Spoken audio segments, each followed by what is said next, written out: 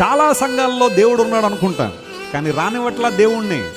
అక్కడ రాజకీయాలు ఉంటాయి, లేకపోతే రకరకాల కార్యక్రమాలు ఉంటాయి, దేవుడు ఉండడు అక్కడ. దేవుడు తప్ప అన్నీ ఉంటాయి అక్కడ. గమనించిన పిల్లరా, భక్తి మాత్రం చాలా ఎక్కువ ఉండొచ్చు, ఆచారాలు మాత్రం ఎక్కువ ఉండొచ్చు. లెంటి సీజన్ స్టార్ట్ అయిపోగానే భక్తి వరద వలె ప్రవహించేస్తుంది కొంతమందిలో. కానీ ఆ తర్వాత వారికి ఆ భక్తి కనబడని దౌర్భాగ్యస్తులకు వారు వెళ్ళిపోతుంటారు. ఆచారాలు మాత్రమే వారికి ప్రాముఖ్యం, కానీ ఆత్మీయత వారికి ఎప్పుడు ముఖ్యం ఉండదు. గమనించిన ప్రియులారా, దేవునికి పక్షపాతం లేదు.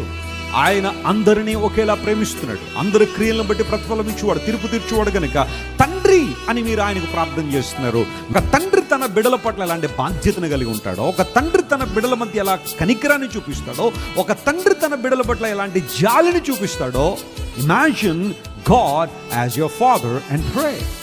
యేసు ప్రభు నేర్పించింది కూడా అదే. ప్రార్థన నేర్పించమని శిష్యులు అడిగినప్పుడు యేసే నేర్పించిన ప్రార్థన ఏంటో తెలుసా? పరలోకమందున్న మా తండ్రి.